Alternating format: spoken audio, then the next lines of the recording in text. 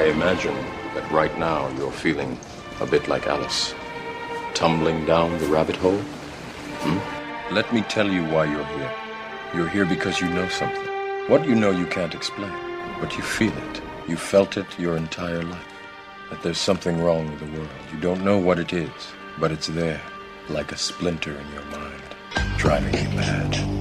It is this feeling that has brought you to me. This is your last chance. After this, there is no turning back. You take the blue pill, the story ends. You wake up in your bed and believe whatever you want to believe. You take the red pill, you stay in Wonderland, and I show you how deep the rabbit hole goes. All I'm offering is the truth, nothing more. For we are opposed around the world by a monolithic and ruthless conspiracy that relies primarily on covert means for expanding its sphere of influence, on infiltration instead of invasion, on subversion instead of elections, on intimidation instead of free choice, on guerrillas by night instead of armies by day. It is a system which has conscripted vast human and material resources into the building of a tightly knit, highly efficient machine that combines military, diplomatic, intelligence, economic, scientific, and political operations. Its preparations are concealed, not published. Its mistakes are buried, not headlined. Its dissenters are silenced, not praised. No expenditure is questioned, no rumor is printed, no secret is revealed. But I am asking your help in the tremendous task of informing and alerting the American people. And now, welcome to another episode of Down the Rabbit Hole. Here's your host from federaljack.com. It's Popeye. Ladies and gentlemen, welcome to tonight's live edition. It is November 14th, 2013. Tonight, my guest is John Phillips. He's a radio show host here on the Truth Frequency Radio Network. He was on another network with me. I've been trying to get him on. Actually, it's my fault. I should have had him on way sooner and at least 5 or 6 times by now, because John is just a friggin' wealth of knowledge. I'm telling you, you got to listen to his radio show. It's the White Buffalo Hour. It's here on Truth Frequency, Tuesday, Wednesdays, and Thursdays, 3 to 4 p.m. Eastern Standard Time. I listen to it. Whenever it's on, I'm tuned in on my computer, or I tune in via TuneIn, the TuneIn app, or back before that, I used to, mine's an Android, so my phone's an Android, so I can just go to, most websites and operate everything, even the Flash. But tune into his broadcast Tuesday, Wednesday, Thursday, 3 to 4 p.m. Eastern Standard Time, White Buffalo Hour with John Phillips. Let's welcome to the broadcast tonight, John. Welcome to DTRH, buddy. I should have had you on months before. I really appreciate you taking the time to have me on your show. I've been a frequent listener of yours and have followed your website and a lot of the good information there. And it's really a pleasure to be on your show tonight. Well, I got to say, I really appreciate it, and I got to say thank you for giving me 2 hours. I know that not only do you do your own radio show, but you're also a normal human being that has a normal life just like everybody else. And to give me 2 hours at such a late hour, I do appreciate it. So before we hop into tonight's topic, which is the scumbag Clinton family, and you are a expert on the scumbag Clinton family, I want you to take a few minutes and go ahead and tell the listeners a little bit about yourself and plug your show and any websites or YouTube channels or anything else, Twitter, Facebook, anything that you want to throw out there. Go ahead and throw it all out there. But take a few minutes and tell the listeners about yourself. Sure. Well, my show is about paradigm change, and really I got involved in trying to understand the Cabal or the New World Order. I really don't get held up at what we want to call them. Really, in 1976, when I was a student at Harvard, and I always like to tell my listeners that I came from Pleasantville, really a quiet little sleepy suburb in the Midwest, and I suddenly, when I was a freshman at Harvard, was told by a teacher that I met that my government was involved in moving heroin out of the Golden Triangle, and that they'd been doing this through the since the Vietnam War. And really, that was kind of my start for myself down the rabbit hole. I remember a key book in my own education there was Alfred McCoy's The Politics of Heroin in Southeast Asia.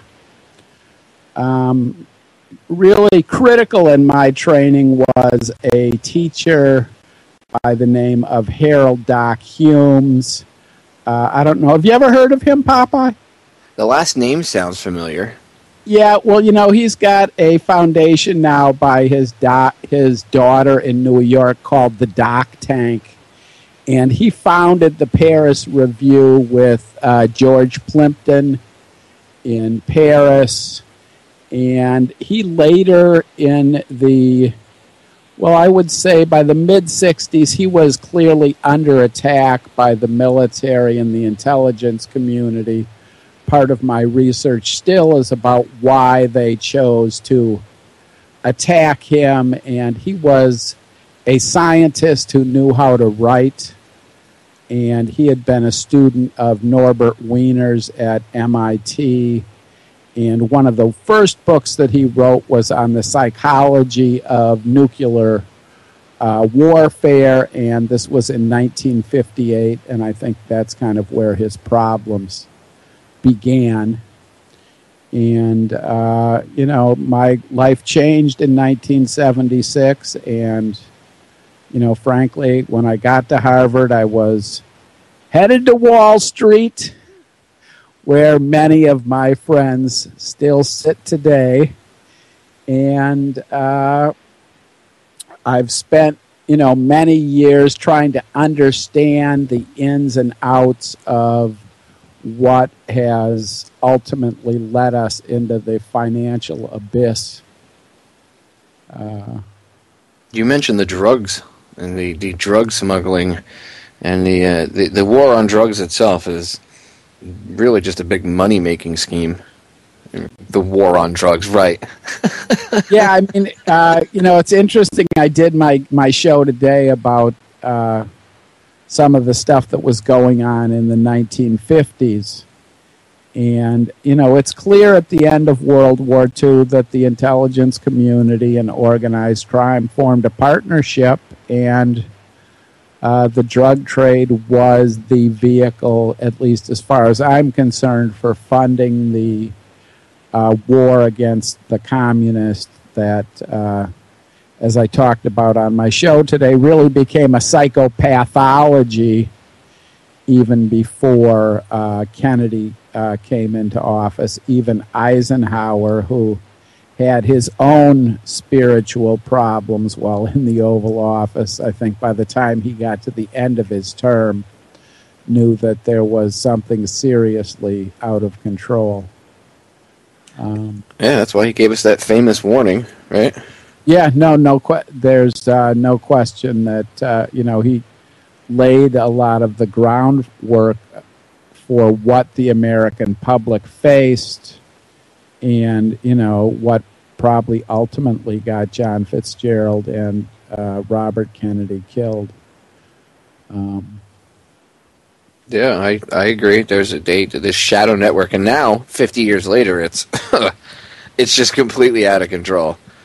I mean, and at least back then they had, I don't know, morals, whatever. Where I don't know if you really want to call it morals, but they had the idea of they would at least try to do it behind your back, and like not right in front of your face. Whereas now it's just so blatant. I don't even think they care anymore. No, there's a certain amount of arrogance that goes along with all this that is hard to understand. I think they've been involved in some of this stuff for so long that they just believe that they are beyond the law, although, I think we see signs all around us that this group of people is nervous because the amount of information that's circulating, it just, as long as it increases a little bit every day, we will eventually reach the point where a large enough number of the people in the public realize the criticality of the situation that we're in and decide that we need to take action. It's nice to see more and more people waking up, though. More and more people are not buying the crap, although, and this is the reason I wanted to, I've talked about the Clintons before, and I told you months ago I wanted to do a broadcast with you on them, but I see smart people that I know going, Hillary 2016, and I'm like, oh no. Yeah, no, right. I see that every morning on my Facebook, and it chokes my coffee. Yeah, exactly, dude. I spit my coffee all over my monitor. I'm like, are you kidding me? It's, and it's real symptomatic of, I think, some of the underlying problems in the Democratic Party. And you can say what you want about President Obama. I think a lot of his problems came from the Clinton crew that came along with him. And now they're throwing him under the bus, right? Yeah, no. Well, it was right. Bill yesterday was throwing him under the bus, and of course, I call NBC and MSNBC now is the Hillary for President channel. Pretty much. It's like they're already debating. Do you think Hillary will run in 2016? I think she's the obvious choice to run because she's strong. She's got leadership experience. Blah blah blah blah blah. And you're like, really? Why don't you guys just call yourselves the Hillary Clinton channel and call it a day? Yeah, and the thing, I'll tell you something that really bothers me about both Bill and Hillary, and this isn't just a criticism for them, but it was my understanding that when you took an oath of office to serve the people, that, the reason they gave you a pension and that they designed a pension system for the federal government is that so then when people left the government, they wouldn't go and sell their souls to the devil. And, of course, Hillary's just out of the State Department, and I read last week that in the last month, she's collected $500,000 in speaking engagement fees from Goldman Sachs. And, it kind of tells you where it's at when there's people in the major media saying, oh, this is okay. And promoting her for president while she has her pockets lined, which has been a problem with people on both sides of the aisle and really a cancer that is growing on Washington since the assassination of John Kennedy. Well, their whole new motif is the first. Barack was the first black president, which actually he wasn't. The actual first president of this country was a black guy. But so, yes, you had the first black president and the first president all in one shot, and I can't remember his name off the top of my head right now, but you can go look this up. This is before we were, officially the United States of America and the war was over. Washington was fighting the war, and not being the president at the time. He was fighting the war, and we did have a president while that was going on. Okay, people should. Oh, that's interesting. I don't know that story. Yeah, a lot of people don't know that, but that's their whole motif is. I forget the guy's name. I'm gonna have to look it up during the break. or I'll hound Joe if he's still awake because Joe remembers it. But that's what they're doing with this whole motif is first it was the first black president, Obama. Now she's going to be the first quote unquote female president. Which please, she was already president for 8 years, right? Like she ran the country. Bill didn't run the country.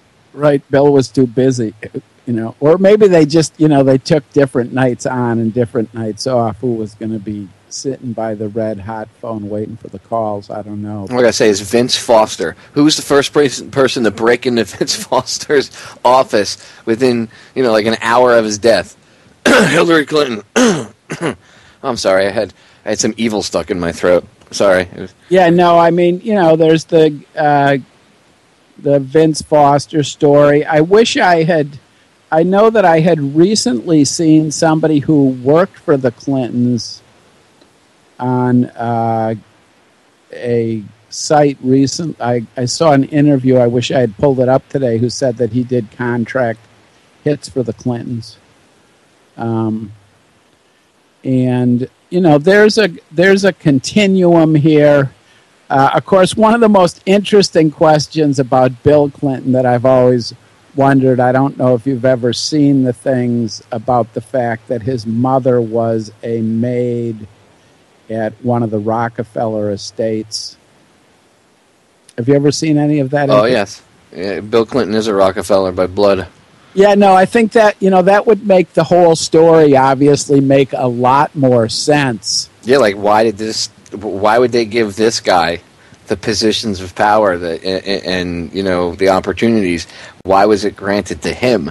You know what I mean? I'm not saying I'm not trying to be mean or anything like, because he's from Arkansas or anything like that, but when it's out of the blue like that, you're like, really? But then when you look into his background, you're like, oh, he's a bastard child. That's why. No, I think that I don't understand why we haven't gotten a DNA test yet, but that would be an important revelation for the public in understanding how that whole mess in Arkansas unfolded. I still think that what happened in Arkansas and in Mena, Arkansas, is still on the playing field in Washington today.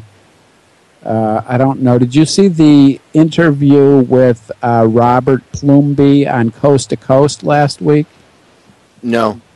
Well, it was very interesting. He was saying that what happened in Benghazi, and Plumby was a contract pilot for the CIA during Iran-Contra, that what happened in Benghazi was tied back to the death of Kiko Camaranian in Mexico. I don't know if you remember that story. It was from 1984. It got a lot of press. And according to my research into that, he was killed because he began to understand that the Arkansas operation, which also had its roots in Mexico, was a Mossad CIA, joint drug running operation. And, I still think the Mossad question is a big question with the Clintons, of course. On my show, I've been emphasizing, you were talking about the first one into Vince Foster's office. If you remember, with the death of J. Edgar Hoover during Watergate, which I always thought was the turning point in Watergate, it was James Ackelston who was the first person into the office and was said to have removed the 10,000 blackmail files that Hoover kept on everybody in D.C. And that the first thing Ackelston was the one for, and I may be creaming his name, I'm terrible at pronouncing names, but he was the main contact between the Central Intelligence Agency and Mossad. And, of course, that story kind of stretches through all the scandals and... Well, I want to know who got access to Hoover's Hoover's files.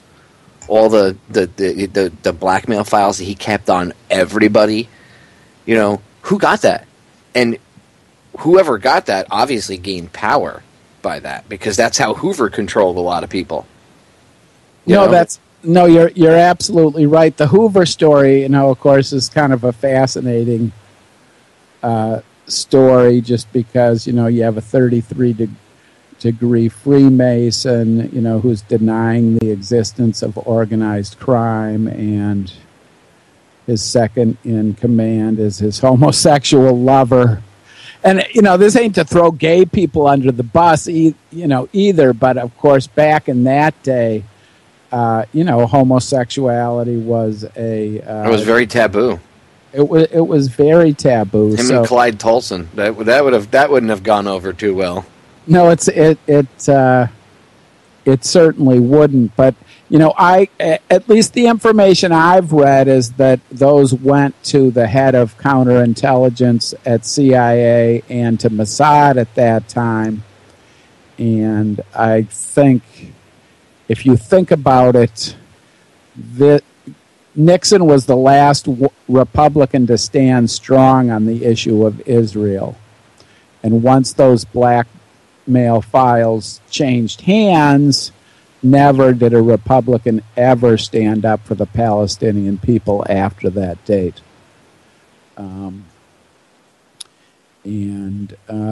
It's an interesting history there. And, that's the difficulty with Hillary is I just don't know how you serve in office when you're so compromised. I think there's a lot of people like that in D.C. now. I'm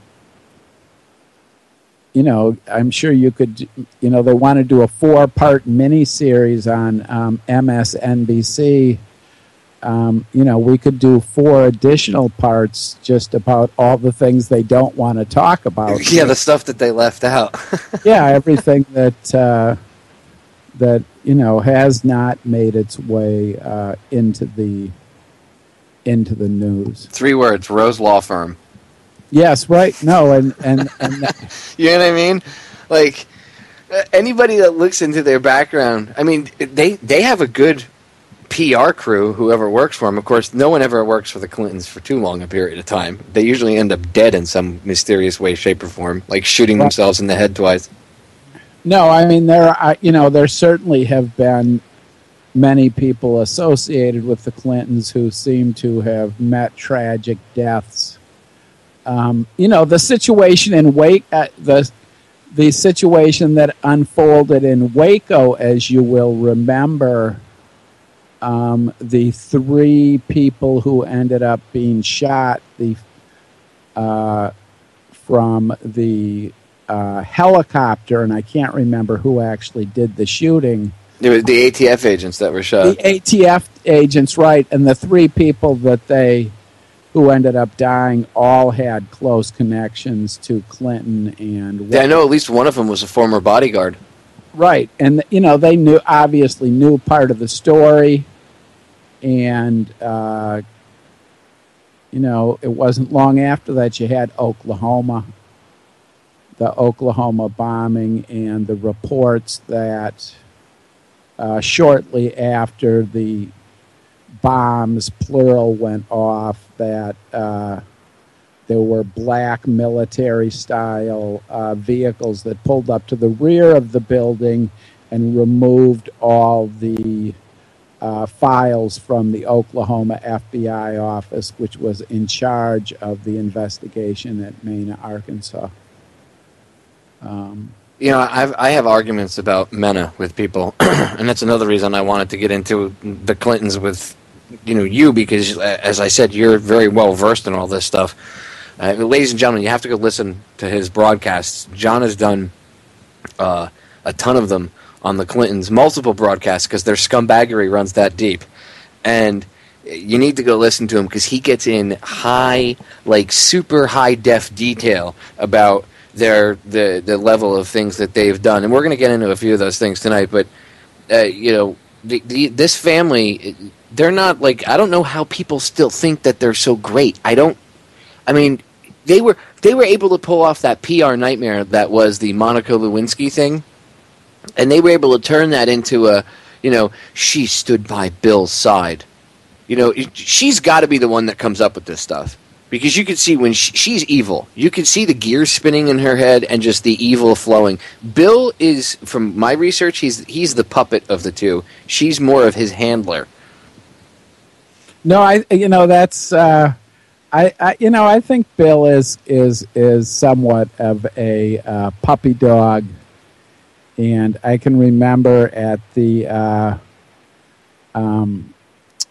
funeral of my advisor from Harvard, sharing a bottle of wine with Bill Clinton's girlfriend from Oxford. And I'm trying to think, this was before the 92 election, of course, and she was saying that she had the pictures that proved that he inhaled and they got high every day. And I would have respected him more if he was like, yeah, I did it. You know? Yeah, well, it's silly that they kind of hide in the closet. I mean, it confuses the situation for the public. As I think more people would respect somebody if they were like, yeah, I did smoke pot when I was younger. What's the big deal? Do you drink alcohol currently? Yeah, well, alcohol is legal. That's not the point. I'm sure you drank underage, right? Once or twice? Well, yeah, okay. So you did something illegal too. Do you speed in your car? Do you blow red lights? I'm sure you do with those those political plates with the diplomatic immunity. We have diplomatic plates, right? I'm sure you love blowing through red lights and stuff like that, not getting pulled over. Isn't that breaking the law? Isn't that? How about war crimes? Aren't like? Let's not focus on the more important things. Let's focus on whether or not the person smoked pot. Who cares? If you want to, grill Clinton, grill him for all the scumbag things he did and the things that they're connected to, like the drug running. I don't care if the guy smoked pot. Frankly, I don't care if he cheated on his wife in office. Most of these presidents do. Okay, and that marriage is a marriage of convenience anyway. I mean, anybody that doesn't see that doesn't have a brain in their head. It's more about political power than anything else. And obviously, you can see who's in charge. She wears the pants in the family. Bill's like, to me, you could see he's the dumber of the two. Definitely. She definitely handles him. All right, ladies and gentlemen, stay tuned. I'm going to cut us off because the break's sneaking up. Don't go anywhere. 3 minutes more with my guest, John Phillips. We are back, ladies and gentlemen. I want to get right back into it with my guest tonight, John Phillips. Make sure, again, you check his radio show out, The White Buffalo Hour. It's on Tuesdays, Wednesdays, and Thursdays here on the Truth Frequency Radio Network, 3 to 4 p.m. Eastern Standard Time. If you look up the time... 3 to 4 Pacific, sorry. Oh, is it Pacific or Eastern? 5 to 7 Eastern. Oh, okay. 5 to 7 Eastern, 3 to 4 Pacific. There you go. Because I was about to say, what's the Pacific translation? But there you go. So 3 to 4 Pacific, 5 to 7 Eastern. Or yeah, you know what I meant. Okay. Anyway, yep. So I want to get back into I hate the time difference. That's the only thing that screws me up is because the network is based out of, so the people understand the network's based out of the West Coast, and I'm on the East Coast. So I'm used to everything being in Eastern Standard Time, and I forget a lot of times when I give out the radio show time on, for here, that we're a couple hours off on the other side.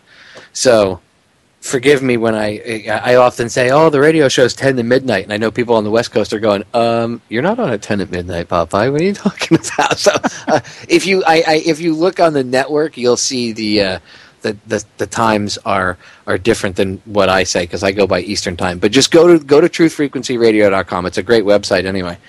Chris does a hell of a job working on that thing, and Cherie writes articles all the time up there. So it's always filled with content plus all the radio shows.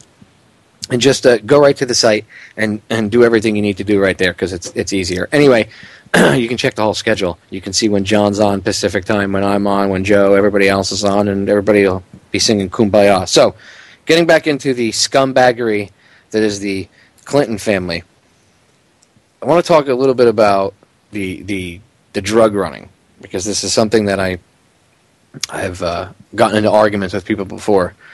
Where they defend the Clintons and they say, no, Mena, Arkansas is not true. They weren't running drugs in there. And I'm like, really? The whole boys on the tracks? That's all false. I often tell people, I said, just so you understand, one of those boys' mothers, she's been in a documentary. She's been interviewed, actually, multiple documentaries, and she wrote a book. It was either her and somebody else, or somebody wrote the book, based on interviewing her, whatever the case was.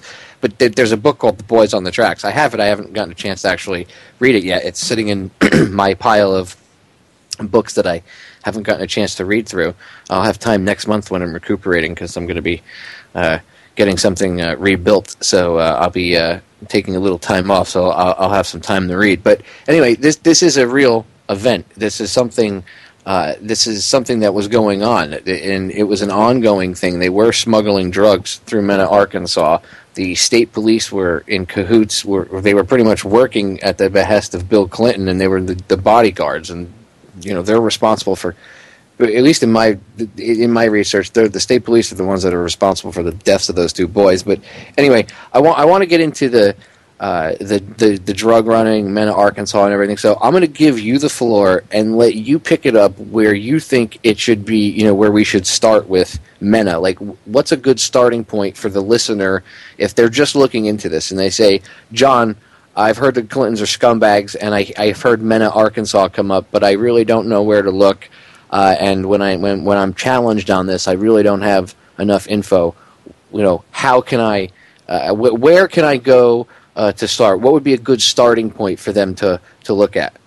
Well, I think one of the more interesting people who testified in relationship to the situation in Mena, Arkansas, of course, is the story of Barry Seal, who was a notorious drug runner from Mena, Arkansas.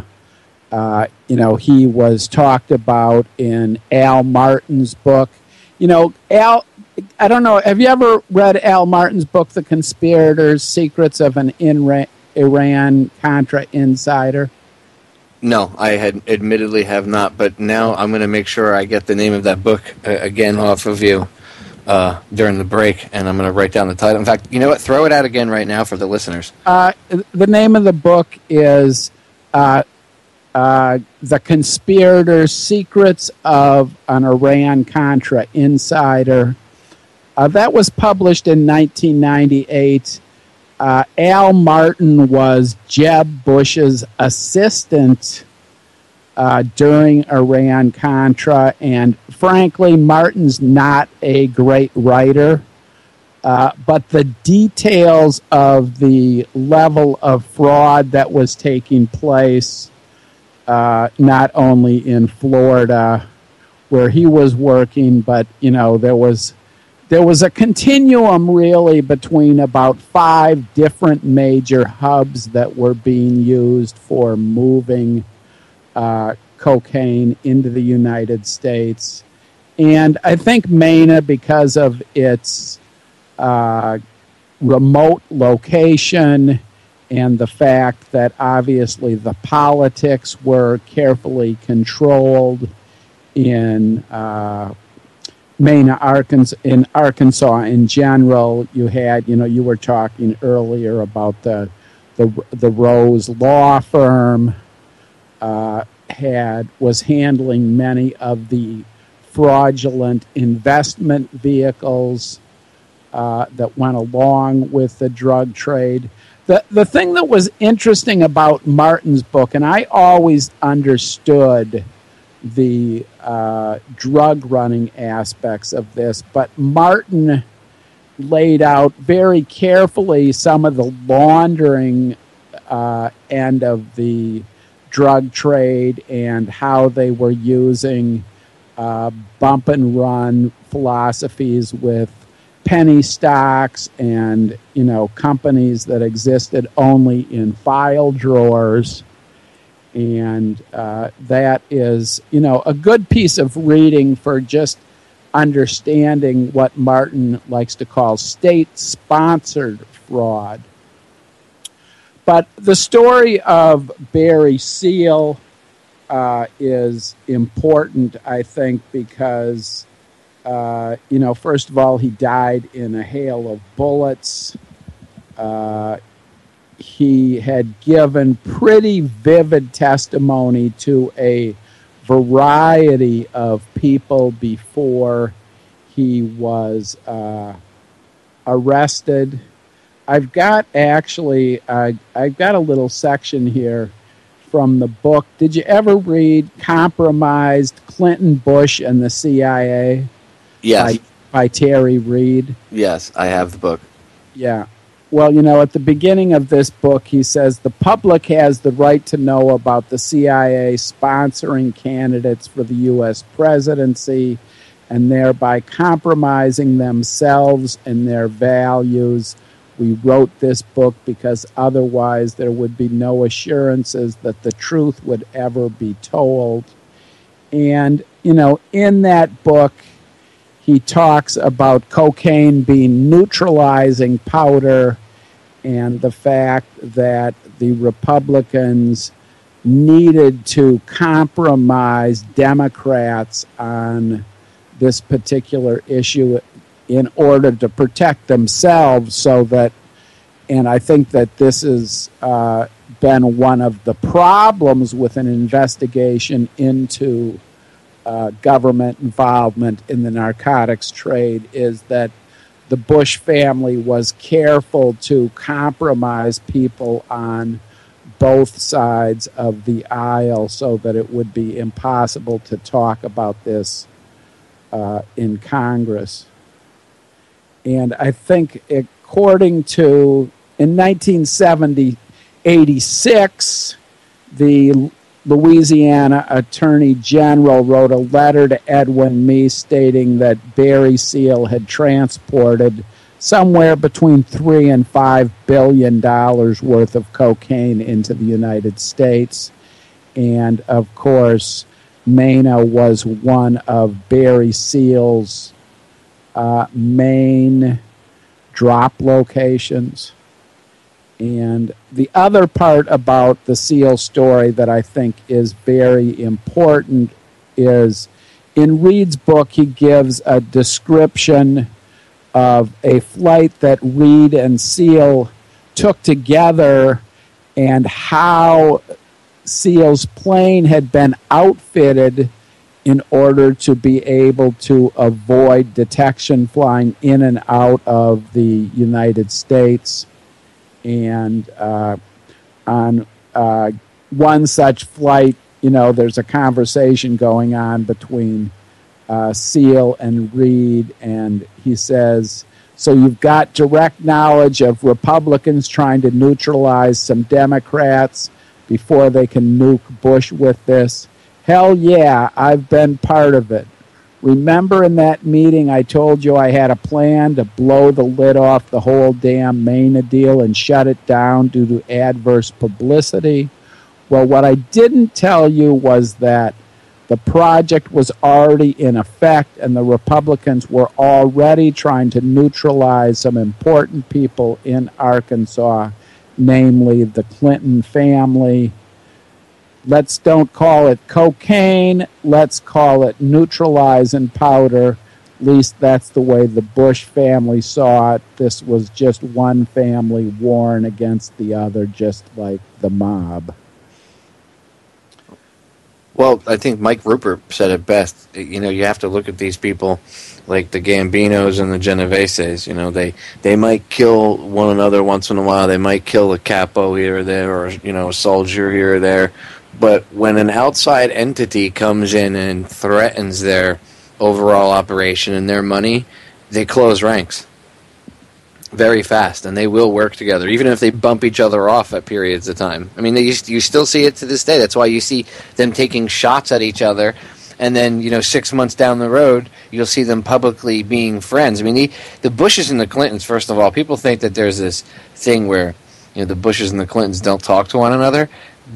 Bush Sr. calls Bill Clinton his other son. Yeah, that's interesting. I'd never heard that. But there was a continuity. Of course, the other thing that's interesting about the Mena operation is that the people who were involved in the United States Attorney's Office investigating charges that there was drug running going on in Mena, Arkansas, is the current United States Attorney General Eric Holder, and he was working with then Asa Hutchinson, of course, another wonderful dandy senator from Arkansas, who, as you remember, ran the DEA under George Bush Light. So I like that George Bush Light. So it's I think the Reed story sets out some of the important details in in what happened in Mena, Arkansas. I know there was an article written also, just looking through my notes here. I can tell you I'll tell you a good local story about the Clintons and about my friend Mayor Tom Menino, who is ending his 20-year run as mayor here, which is in August of 2000, in May of 2008, as the presidential primaries were running to a close. And of course, I've never had a love for Hillary. I wrote a paper called The Hillary Myth and the Good Reverend Right, and it was about Bill and Hillary Clinton's involvement in the narcotics trade. And I began to circulate that paper among delegates to the Democratic convention who were going to vote for who was going to be president. At that time, Barack pretty much had it sewed up, but I was doing what I could to make sure that Hillary wasn't going to get the vice presidential nod, and I met with Mayor Menino. And quite to my surprise, the following week, he held a special press conference in Boston to say that Hillary Clinton should not be considered as a vice presidential candidate because she would bring Big Daddy and all of his evil doings along with him. And, it was one of the few times that I've ever met with a local official and actually had them stand up and actually say, enough is enough. But the drug story, to me, is a very, very important one because it's been used to fund, of course, so many different covert operations, both in the United States and abroad. And I think, I've always thought that Hillary, as you remember, Hillary Clinton, do you remember where she first reared her head in the public, in government? Well, wasn't she an assistant? Wasn't she like one of these low-level assistants that congressmen and senators have? Yes, during Watergate. That's what I thought. Right, and you know that she was fired for stealing documents. Wow, I mean, I knew this, but it's just like when you hear it out loud, I want people to think about how deep the scumbaggery runs with these people.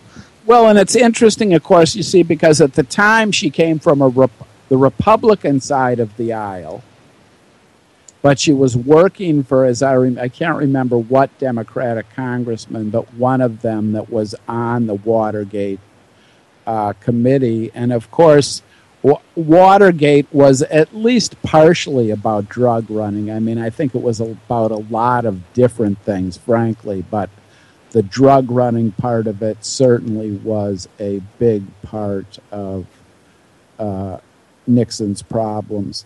And as I said, I believe that when those files left J. Edgar Hoover's office when he died on May 5th, shortly before Nixon resigned, that this was really where the writing was on the wall, because, Hoover must have had a mountain of shit against Nixon. I mean, Nixon got into the political game with help from organized crime in L.A., so... Well, it just goes to show you there's a huge difference between then and now, because people are like, how come Obama hasn't been, impeached? How come he hasn't walked out and, been shamed out of office and left office and blah, blah, blah, blah. Well, it makes you wonder, because perhaps the people that helped him so far have access to some of the same information. So he's, maybe he was created by these very people that have had access to this information this whole time. Because I can only imagine the amount of stuff that was in there in Hoover's files. Because he had dirt on everybody in government and politics. Everybody. No, there's absolutely no question about this, and there was absolutely a Masonic end, at least to part of Hoover's little secret society, and some of these people, I don't like to point my finger at one particular group because I happen to think there's a lot of different nationalities and a lot of different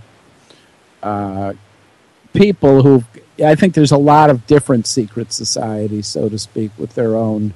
As you said, they can come together at the last minute, but they all have their little special interests that they like to protect. So the drug running evil special interests. Yeah, well, I don't know if you had an opportunity to on yesterday I was talking about the story of the golden lilies in the Philippines, and I think on my show I have been talking a little bit on the history of what led up to the Kennedy assassination, and I still believe that the Golden Lily story is kind of a key missing link that kind of ties the whole drug trade and state-sponsored fraud together. Are you familiar with that story, or? Yeah, but since we have a few minutes, go ahead and tell the listeners, because I'm sure their interest is piqued. So go ahead. Yeah, I mean, at the end of World War II, the Japanese, of course, had been on a rampage across 12 different Asian countries, really over hundreds of years, and they were not able to move the gold back to Japan during World War II because of a submarine blockade that was in place by the Allies and American forces. And what they ended up doing is burying it in the mountains of the Philippines. And while the general Yamashita was arrested for war crimes and actually stood trial so that they could not torture him, what they did is they tortured his driver, found out where the money was hidden, and it was a substantial sum of money, not money actually, gold bars, 250,000 metric tons. And it was Truman who made the decision that this money would be kept secret from the public. And, over the last 50 years, this money was laundered back into political causes.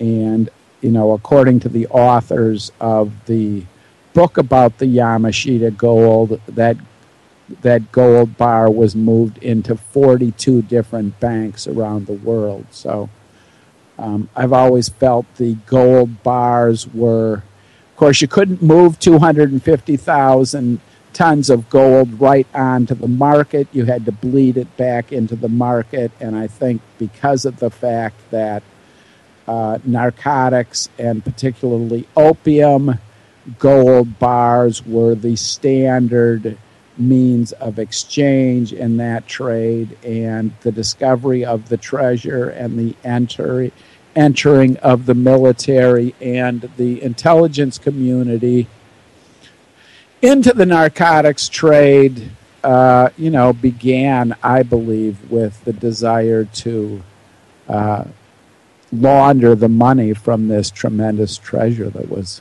found in the Philippines. And interesting that, gold bars, drug money, shady big events happening, money going missing. Where have I heard this before? Oh, it sounds like the story about the dump trucks underneath the World Trade Center complex that they found after the collapse of the towers, and they found trucks where people like obviously knew that the tower was coming down, and they just left and ran for their lives, and there were dump trucks with gold bars like filled to in the back with gold bars. Sounds kind of familiar, doesn't it? It has this kind of it does, doesn't it? Right, familiar tone to it, John. Yeah, well, I think that when this whole thing on it was Hitler that says that the big lie is easier to sell than the little lie, right? Because common people are they tell little lies all the time, but nobody would tell a big lie. And, I get at the beginning of the broadcast, we were talking about my teacher, Harold Humes, and, I remember when he started telling us this stuff in 1976. And, I came from a family on the south side of Chicago. At least my father grew up on the south side of Chicago. And, they had a rifle range in the basement.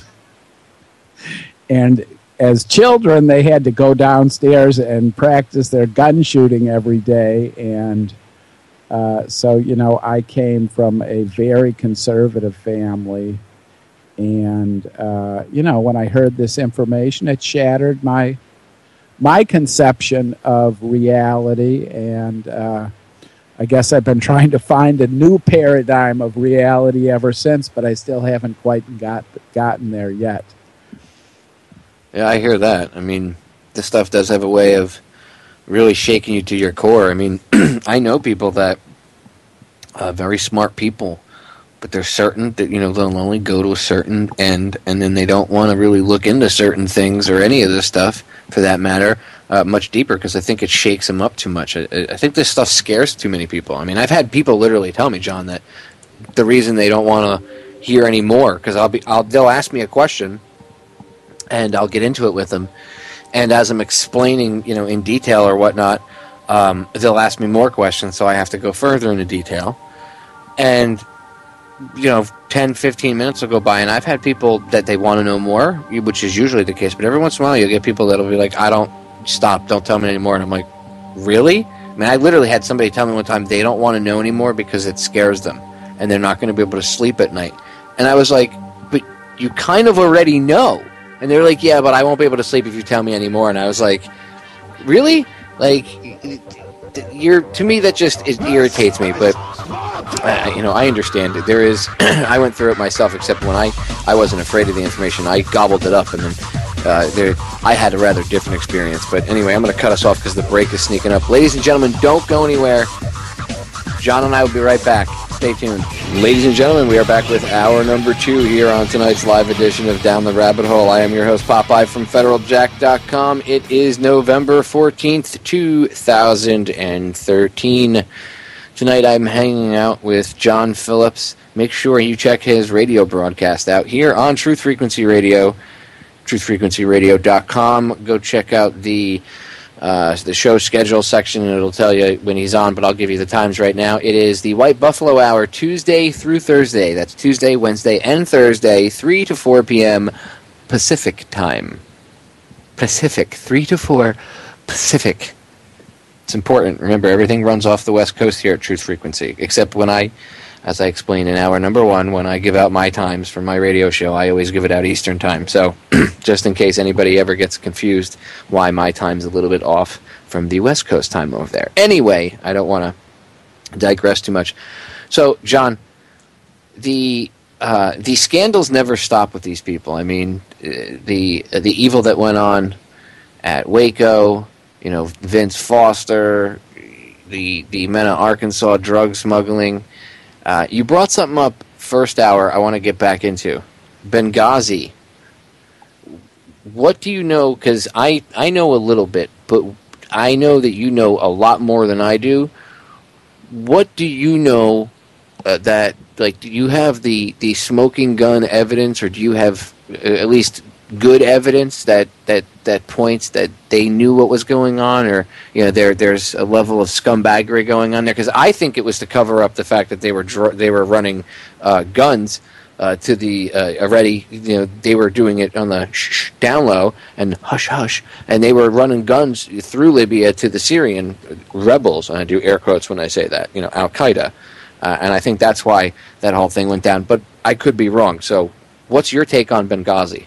Well, certainly I was talking about Robert Plumley, and he certainly talks about the fact that, gun running through that particular embassy, I'm sure through any of those hot spots in the Middle East, that this was standard operating procedure. I think that one of the things that happens with many of these scandals, I think it's hard when you're a president surrounded by military and intelligence people and people in the State Department to really get a straight story. I think we learned that in Syria, and I think that both Kerry and Obama finally smartened up, and they haven't thoroughly cleaned house the way they need to with poor intelligence. But I still think the key in Benghazi was the release, of course, of the film that caused the demonstrations to begin with, because you couldn't have mounted an attack without the demonstrations.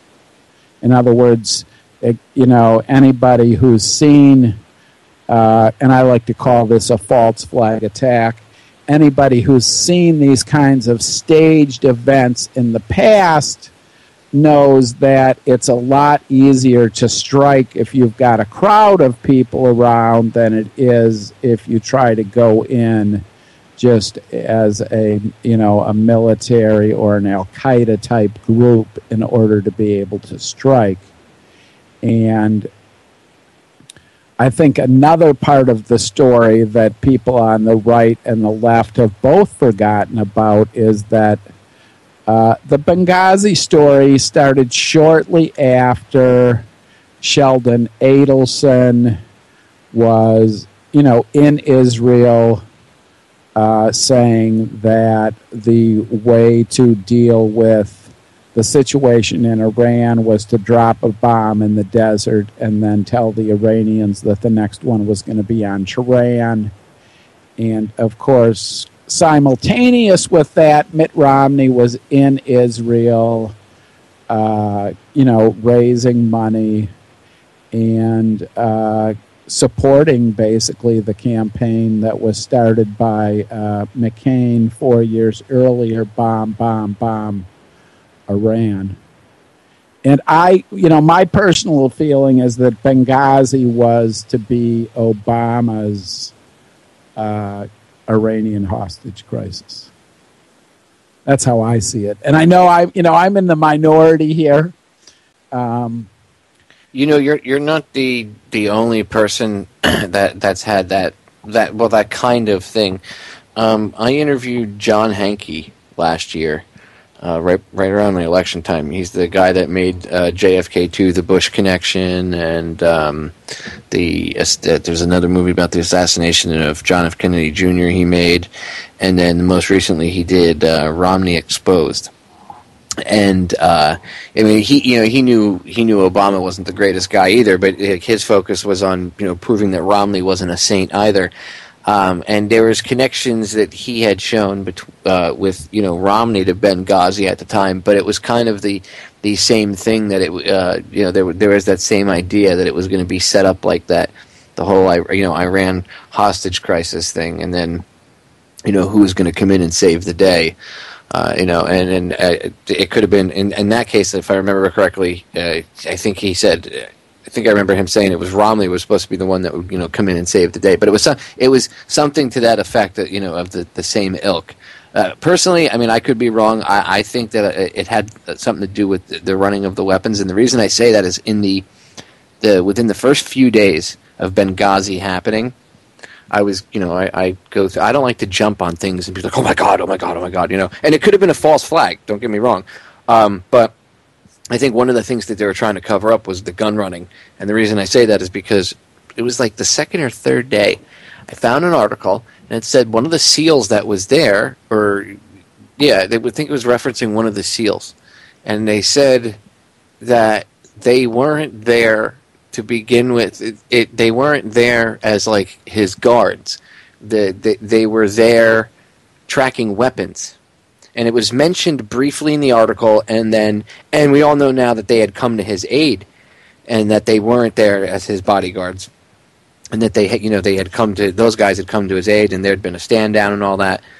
But when I later on researching it and researching it, that they were running guns through there to the Syrian quote unquote rebels, right, Al Qaeda in Syria, it flashed back to me remembering that they were there, and in this article they were saying that the reason why the SEALs were there is they were quote unquote tracking weapons, and that's all they said was they were in Libya tracking weapons.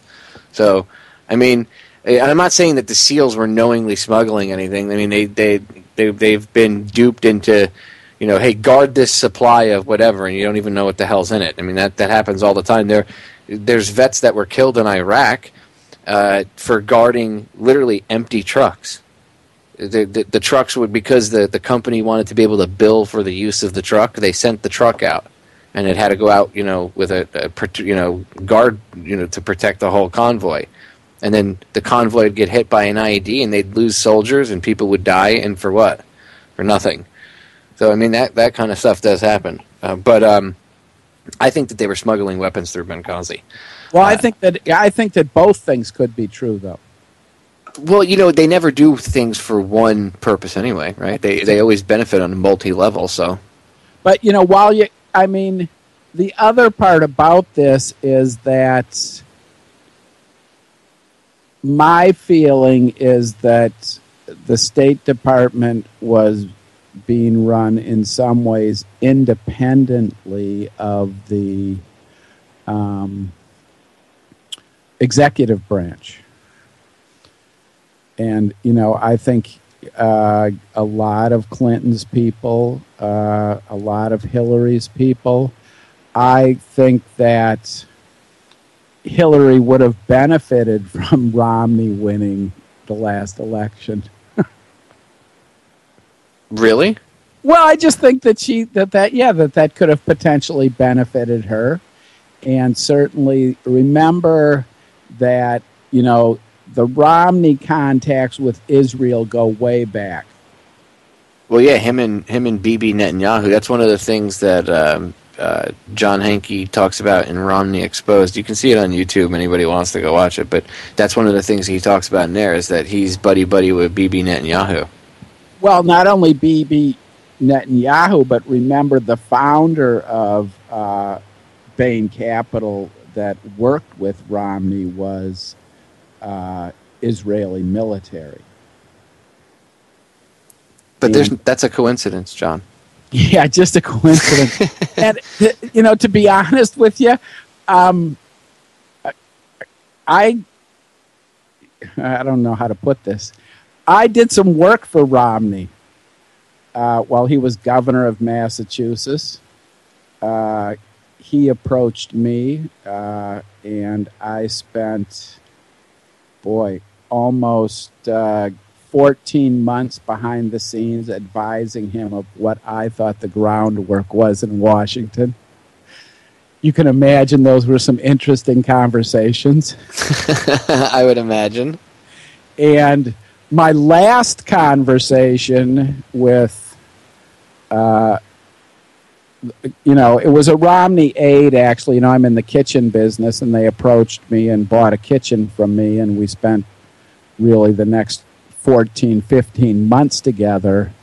And the last conversation I had with Mitt Romney's top political advisor, I had made a video on my JSP 4524 YouTube channel about 9/11.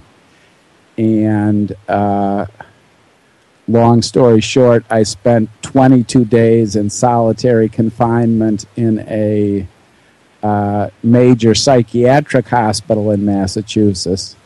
And this is now, you got to remember, this is while I was giving information to Romney. And the last conversation I had was on the 28th of September, 2005.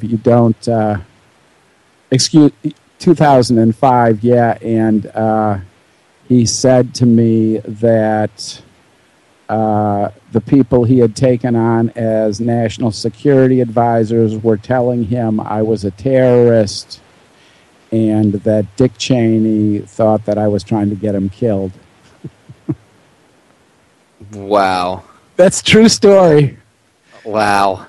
And by the way, just so people remember, as was the case with Susan Lindauer, they try to, that's their favorite thing is, oh, you're crazy. Oh, you're nuts. You know, that they have you locked up for psychiatric reasons. That's their favorite thing to do. Now they're trying to do it to the general public. I mean, that's what the DSM-5. People don't believe me when I tell them this. The DSM-5 has literally made people, average everyday coffee drinkers nuts. If you drink too much coffee, you are now, clinically, according to this book, you're clinically, I do air quotes when I say that, you have a mental health problem and you probably need some sort of medication for it. Or a label, or to be put on a list somewhere.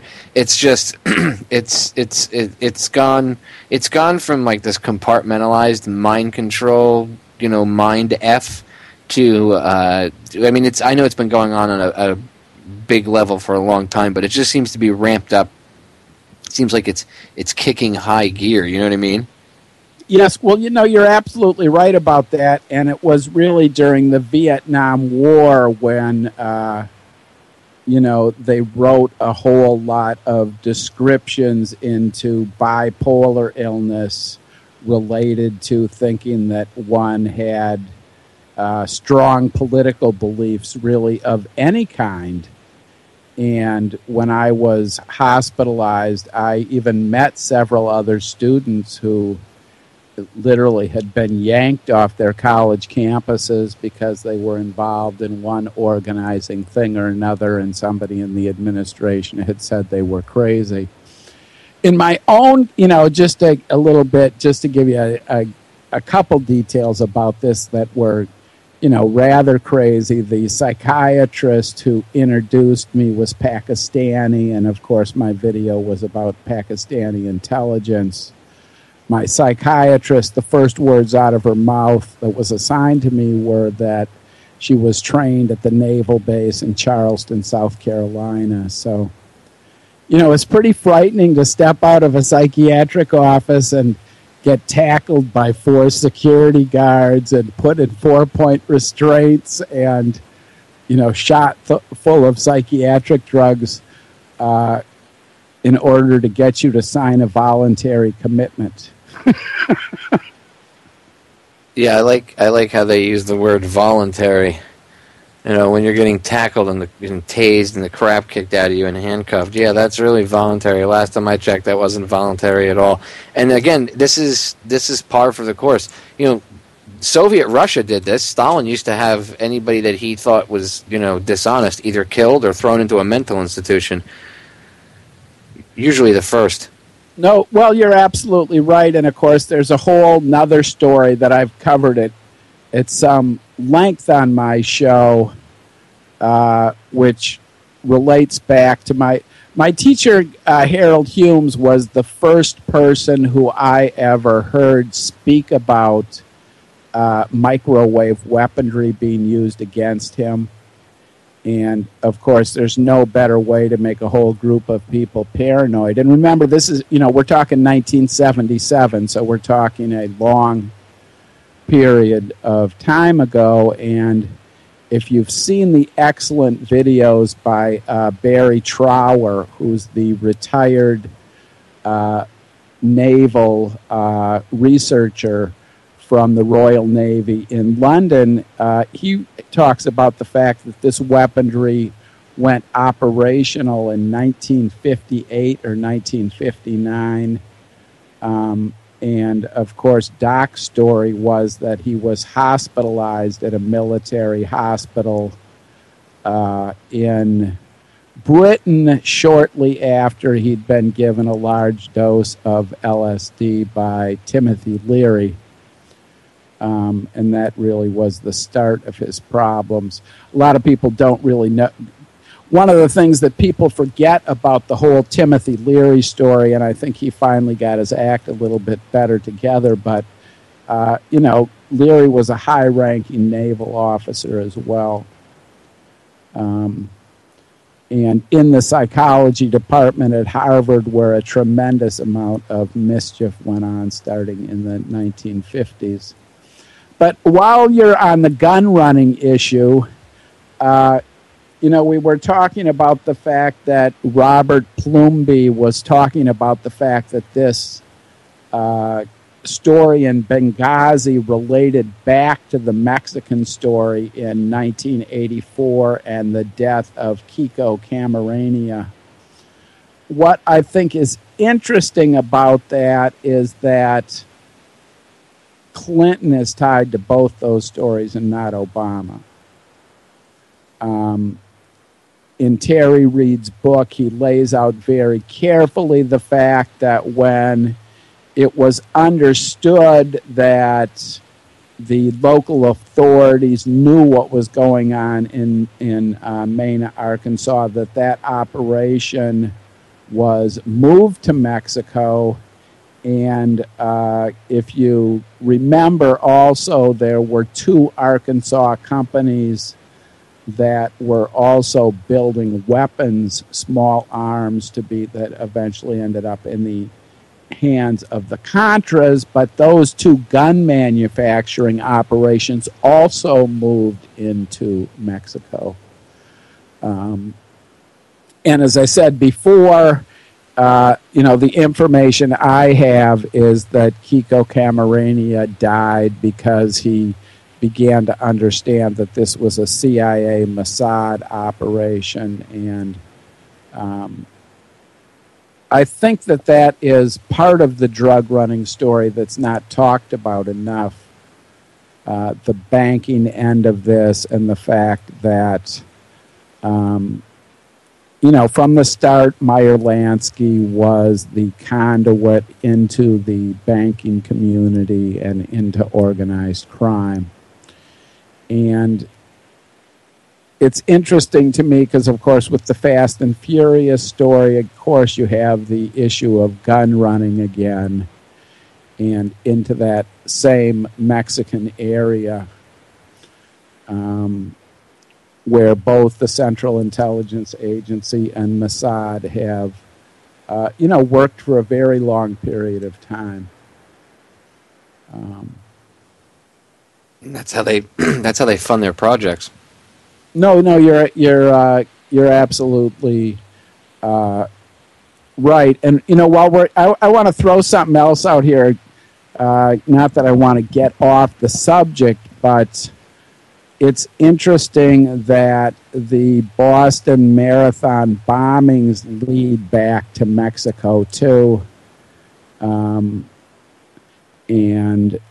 one fact that has not been in the media is that the mother and the oldest son and the youngest son were, they were big marijuana dealers, and they were running herb basically that was coming from the Mexican mafia that, according to my sources, had support from the Bush family as well. So, that Mexican story is a mess. That's interesting how it ties into multiple things. But then again, this always does. Like when you look into this and you start to uncover the real story and the real information, it always, everything, if it's connected to, if one person, like say Bill Clinton or Hillary Clinton, or the Bush family, if they're connected in some way to it, it's connected to something else, without a shadow of a doubt. And it's interesting that these there's certain groups of individuals that you like when you look into scumbaggery. It's for some reason there's certain names that keep popping up. You notice that, right? No, you're absolutely right. You see the same cast of characters over and over and over again.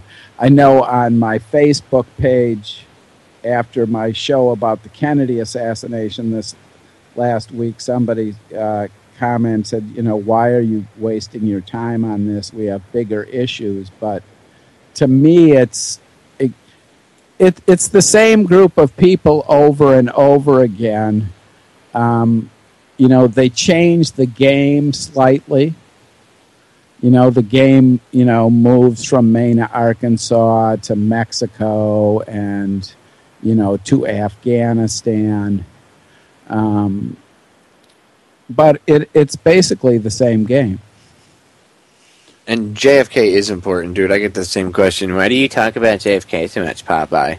Well, one, it's the first conspiracy I ever looked into. I've said this before. And two, I've been looking into it since I was about 14 years old, and I'm in my late 30s. So I've spent a bit of time researching it. And when you research it as deep as I have and others have, you have an understanding that there's a lot that you don't know, or the general public doesn't know, rather. So, it's my duty to talk about it and bring the stuff to light. I don't want to say it's my favorite topic. I guess people have told me that, like, Holland Van Nieuwenhof said to me he would consider me a JFK assassination expert. I don't know if I would call myself an expert. I don't like patting myself on the back, whatever you want to call me, researcher, but that is my forte, and it's very important because that was when the coup d'etat in this country happened. That was when the innocent way of things in this country, and when I play the interview next week, you'll hear it. I interviewed one of the last surviving witnesses, Beverly Oliver. The listeners can hear it next week. I'm airing it Tuesday, and you'll hear her say, the whole country changed. It was like the country lost its virginity that day. The country was still in its infancy back in the 60s. People were a lot more naive back then. And after the Kennedy assassination, people became very distrusting of their government because they saw the chicanery that was going on. They saw the 180 that was going on. I mean, there would have been no Vietnam War. It wouldn't have been in Vietnam. It would not have happened. No, you're absolutely right, and there wouldn't have been a build-up in nuclear weapons with the Soviet Union. Kennedy was close to that. Let me tell you, well, actually, when we get back from the break here, I'm going to tell you a little story about something Kennedy was working on that I knew about from Harold Humes, and had also to do with some of his work while he was at MIT. But I'm in total agreement with you. The Kennedy assassination was the blood of the covenant, if you will, for the start of the New World Order and the takeover of the executive office. Yep, and a lot of people, Kennedy didn't do everything there's not everything he did I didn't agree with, but a lot of the stuff I don't agree with that he did was done early in office. And there was this fundamental transformation, and a lot of that was not only on a political level, but on a personal level. People need to go look up Mary Meyer and his connection to her. There's a great book out about the connection to her and how it changed his life and his view on things. But anyway, I digress. Read that. It's a great book. I have read the Steam. I think it was the Steam. I want to cut us off, John, because the break's sneaking up. We are back, ladies and gentlemen. Final segment of tonight's live edition. I will not be live tomorrow night, Friday the 15th. I will tell you right now ahead of time. I am going to maybe I'll put on my, you know what I'll do? I'll put on my Nick Redfern Men in Black interview for you guys to hear. We fixed whatever little technical gremlin I had that kept replaying the same archive. So it'll all be good tomorrow, and You know what? Because I'll do that. I'll put on my Nick Redfern interview about the real Men in Black for you. So if you missed it live the other day, I'll replay it. But yes, I'm getting ready for next week, because next week is the Kennedy assassination, and all week it's going to be Kennedy assassination broadcasts, because it needs to be told, it needs to be talked about. And before I get back into the Kennedy assassination with John, by the way, I have to throw this out there before I forget to plug it, because I'm horrible at plugging things, even though I have all the time in the world to do it. I'm always about all the information, and usually I get so caught up in giving you guys info, I forget to plug even the radio show or federaljack.com, my website. But anyway, next weekend, the 23rd, the 24th, and the 25th, it's a 3-day special free conference in Arlington, Texas, which is about 15, 20 miles outside of Dallas. It's not that far. The 23rd, the 24th, the 25th, starting on the 23rd at 1 p.m. at let me find it for you, the Eunice Center in Arlington, and the address is 1000 Eunice Street, and I don't know the zip code, but I'm sure you can find it by looking it up in Arlington. And we're going to be having a 3-day conference. When I say we, I'm going to be out there. Judith Baker is going to be out there. Jim Mars is going to be opening up the first day. Chris Milligan from Trine Day Publishing is going to be out there, and it's all free. Everybody's coming together. It's been put together. The money was raised by donations and people that want the truth to get out, and they donated enough money for Judith and her crew to put this together. So check it out, November 23rd, the 24th, and the 25th in Arlington, Texas, at the, let me read this to you guys again, the Eunice Center in the city of Arlington, 1000 Eunice Street, starting at 1 p.m. on the 23rd. It's going to be a free 3-day conference, and all the authors, like Trine Day Publishing is going to be there, so Chris Milligan's going to have a bunch of different books from Trine Day. If you go to Trine Day Publishing's website, trineday.com, I'm sure he'll probably have a good chunk of the books that are up there. He'll have his stuff for sale. Jim Mars is going to be there, so I'm sure he'll be selling stuff. Beverly Oliver, the lady you're going to hear me interview on Tuesday, she's going to be there. She's got a book, Nightmare in Dallas. You should go buy it. So all these awesome authors and individuals and people are going to be there. And again, you don't have to pay to get in. The entrance fee is zilcho, nada, nothing. You come in and you sit down, and there's 3 days worth of events. And I'll in fact I'll post it on Federal Jack for everybody. But if you go over to my Facebook page for either the radio show, which is Popeye Federal Jack, or if you look up Fed Jack on the Facebook fan page, I have the itinerary posted up there. It says the Arlington Conference 50th Anniversary, JFK, and then if you open it, and because it's only a little small part of it, you hit read more, it'll open the whole thing, and it's got all the information laid out for all 3 days, but I'll post it up on Federal Jack. And I'll continue to plug it next week during the week, during the JFK specials you'll hear. So anyway, that's what I've been working on. So I won't be live tomorrow night, no, because I have a lot of stuff to do, and I have to also get my stuff together to drive out there to Dallas, because I'm not flying. So it takes a little bit of time, and you know me, ladies and gentlemen, I don't like to put on crappy broadcasts for you, especially not when it comes to the Kennedy assassination. So I'm actually giving it, I'm getting barely any sleep and spending a lot of time working on this stuff. So, and I'm trying to get all my archives and stuff caught up to date before I go, because next week it's going to be all special broadcasts for the Kennedy assassination, and then the following week I'm going to be doing a little bit of on-road investigation since I'm out there. I'm going to be driving around checking out a few other things, and so the following week is going to be rebroads for the whole week. I'll pick some good shows to rebroad for you guys. Maybe I'll see if anybody wants to sit in and do a guest spot 1 or 2 nights. But not next week. This coming week, the week of the JFK assassination, the 19th to the 22nd.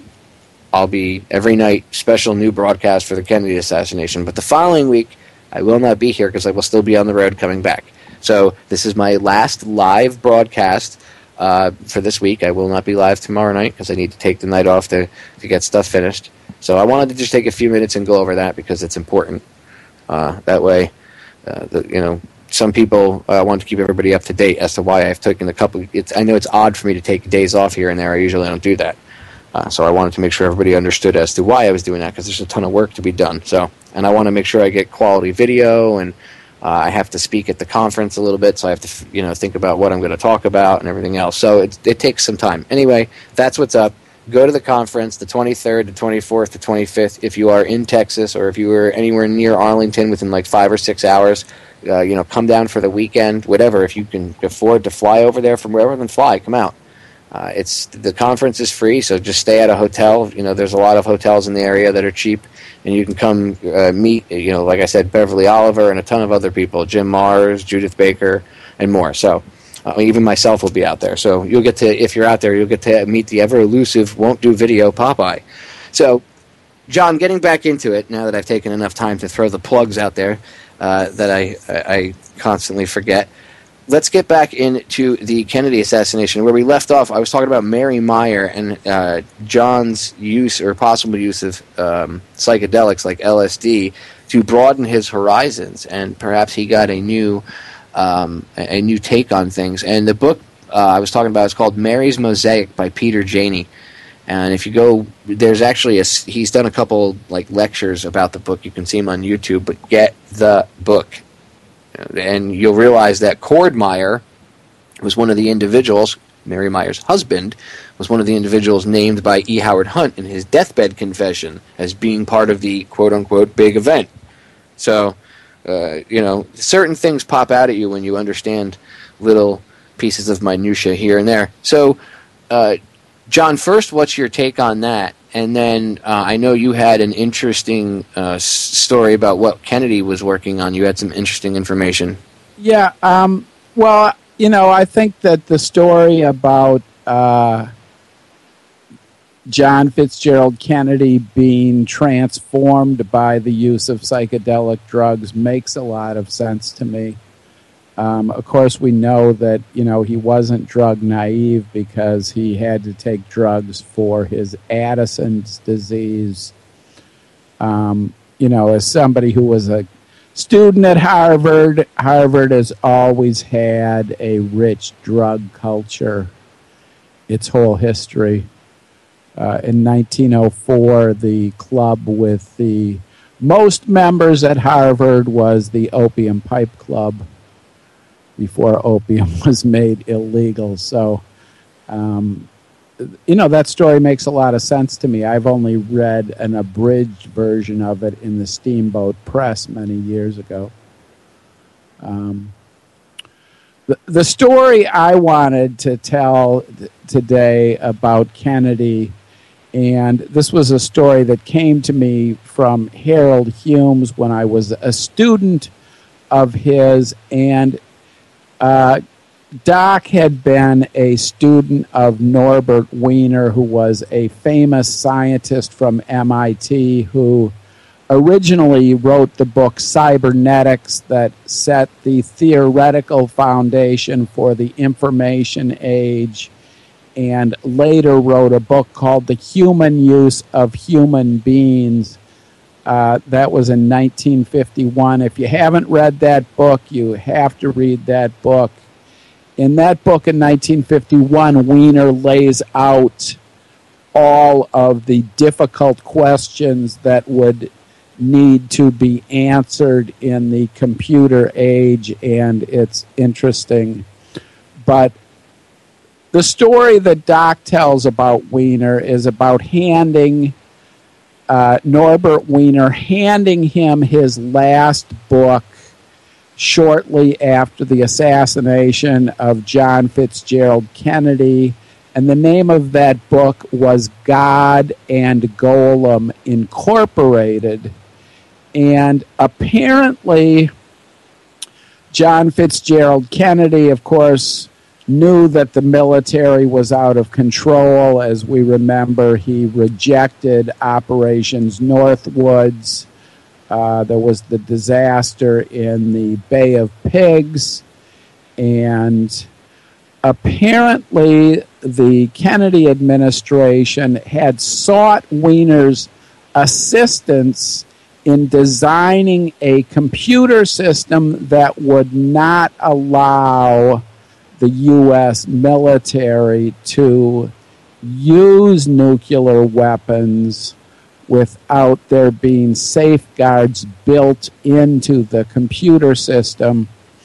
And, when I first heard this story, it sounded a little far-fetched to me, but if you look at really the last 6 weeks of speeches by Robert Kennedy before he died, he talks over and over again about this nuclear weapons issue. And, if you read the book, it's very interesting book, and it's basically about how do you program a computer that is going to control the nuclear weapon system to act like God.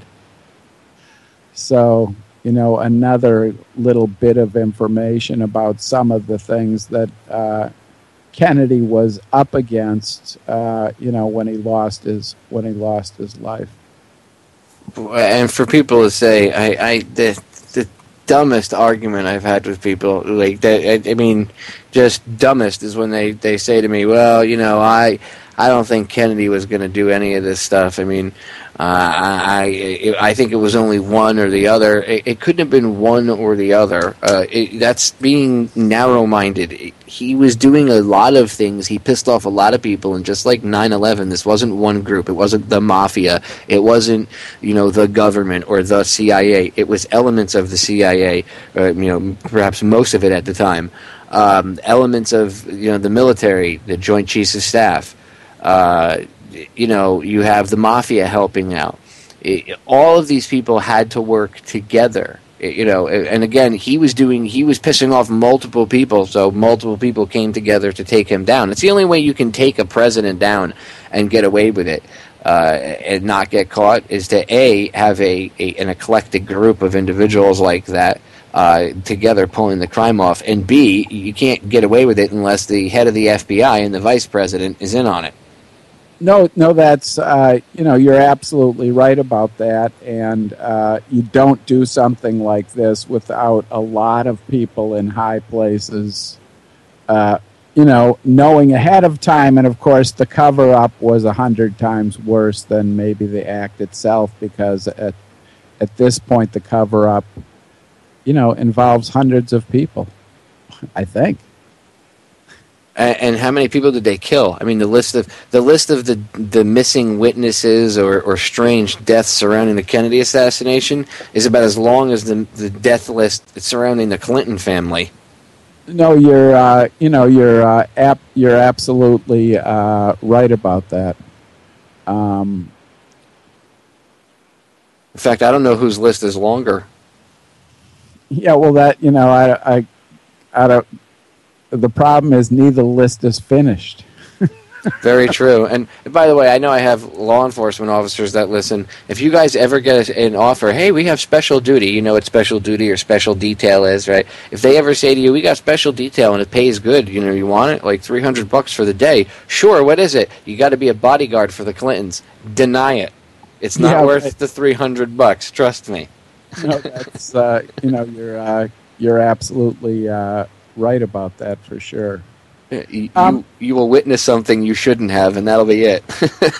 Well, the other thing that's interesting about Kennedy and his relationship with the bankers, which I think is another part of this story that is never really thoroughly investigated.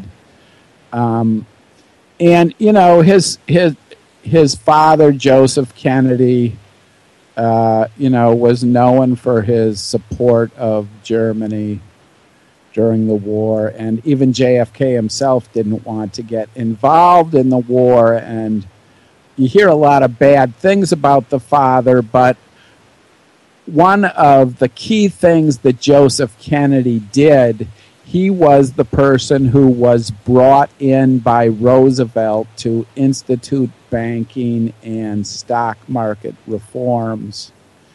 And so people underestimate just, Kennedy knew how that side of the equation worked. I guess that's the point that I'm trying to make there. And, banking reform, I'm sure, is, something that was on his agenda. We know that he was getting ready to print silver certificates. Do I have that right? Yeah, Kennedy greenbacks. Right. Yeah, he actually had them printed. They were about to go into circulation. In fact, some of them did. Well, circulated anyway, somehow, like stolen maybe when they were supposed to get shredded, and somebody took them, because there are some out there that people do have. They're worth, they're in like the bill collecting, coin collecting world. They're worth a pretty penny, from what I understand. I mean, I would assume they would be. Most of them were destroyed. Right, and of course, the other thing about the it's hard in my mind to talk about the assassination of John Fitzgerald Kennedy without at least mentioning the killing of John Jr. and the fact that George Magazine was about to publish a lot of facts about his father's assassination. At least according to my information. And, I'm in Massachusetts, so I have my ear to the ground here.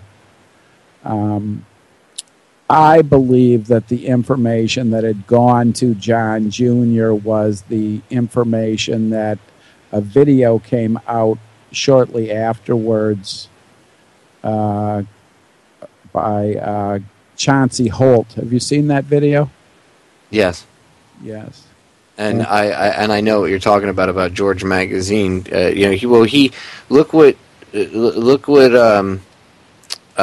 they published an article by Oliver Stone.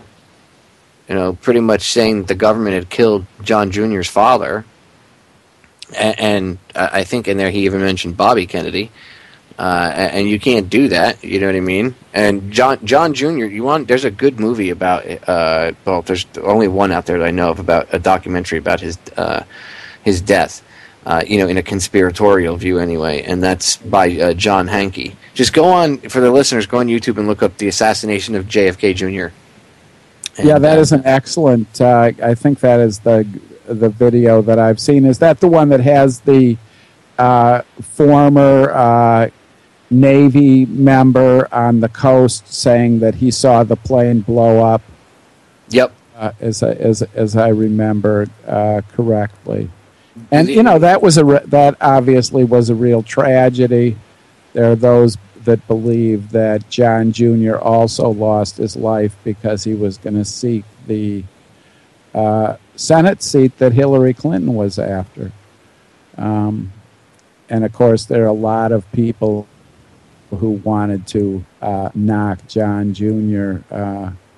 Out of the race. And when we speak of killing the Kennedys, nobody, Edward Kennedy died of a neuroblastoma, and that is one of the types of cancer that can be created by microwave weapons. So, and they have the technology.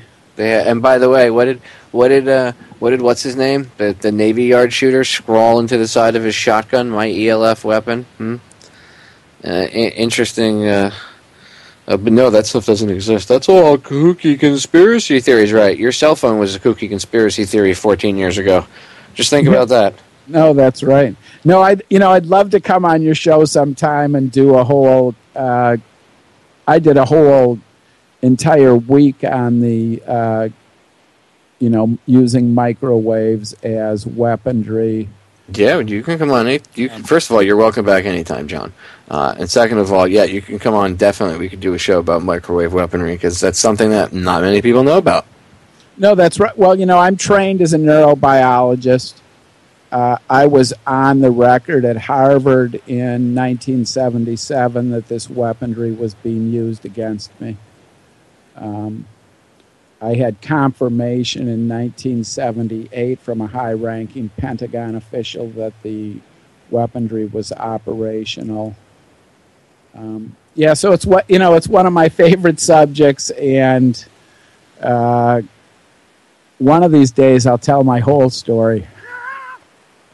I just don't quite have the guts to really put it all out there like Kathy O'Brien did. You should write a book.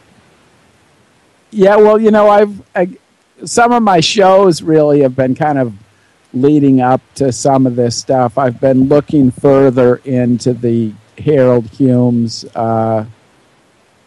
information in the hospital that he was hospitalized at. And as I said, Barry Trower says that this weaponry, there's two things that he says. In his first video, he says that it went operational in 1957. I knew that from one day when I was digging in the Harvard Medical School and I found a pamphlet saying that all microwave research would be moved from the National Institute of Health into the Atomic Energy Commission. And Barry Trower says, there have been 6,600 research studies done since then. But the other scary part of this is that in his second video, Barry Trower suggests that much of the Homeland Security surveillance equipment that is being installed has an offensive capacity. And when we see the rash of shootings that's been going on, it makes you wonder. Well, again, the dude scrawled "my ELF weapon" to the side of his shotgun. Well, and did you see? And he filed on August 6th. He filed a report with the Rhode Island Police Department saying that microwave weaponry was being used against him. And you see how the media made fun of it? He's crazy. That guy's nuts because he thought they were shooting beam weapons at him. Hey, idiots! What do you think that what do they call it? Active denial? The active denial systems? What do you think those things are? They're microwave weapons. Why do you think they can burn you, but you don't see the laser coming out of it?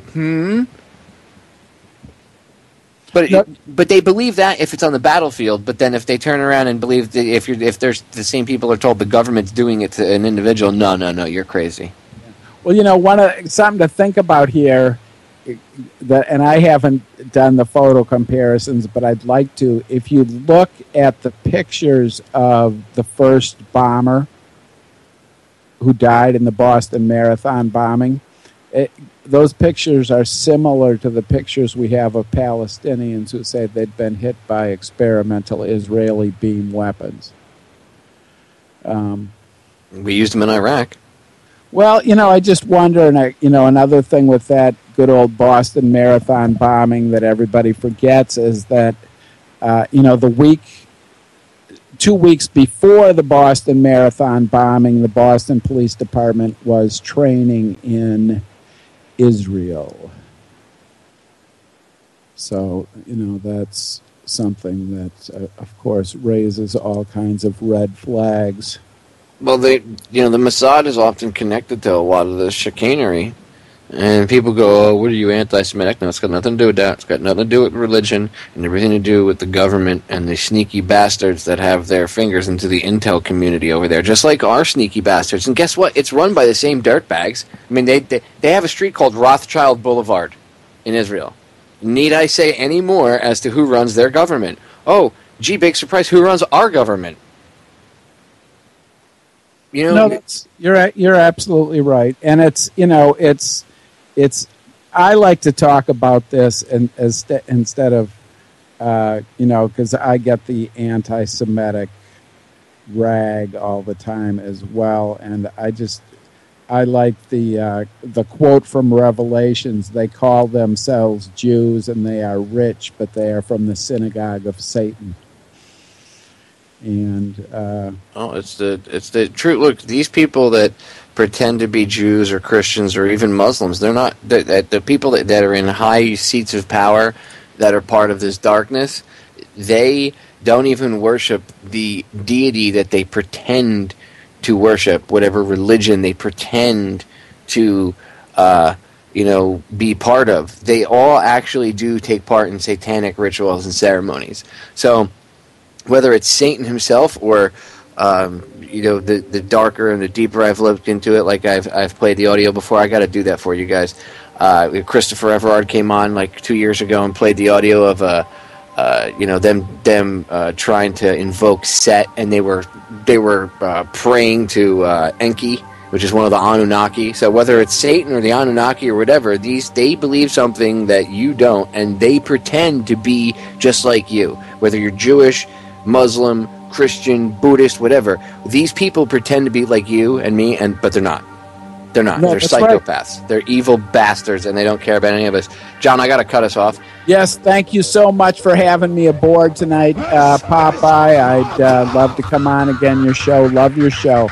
I'm gonna have to have you back on as soon as I get back from the road trip. I'm gonna schedule and get you back on because this was just too much fun and there's too much info to get out there. Ladies and gentlemen, check out John's show Tuesday, Wednesday, Thursday, 3 to 4 p.m. Pacific time here on Truth Frequency Radio. I'll catch you all again Tuesday with Beverly Oliver. Till then, research the JFK assassination. I love you all. I'm out of here.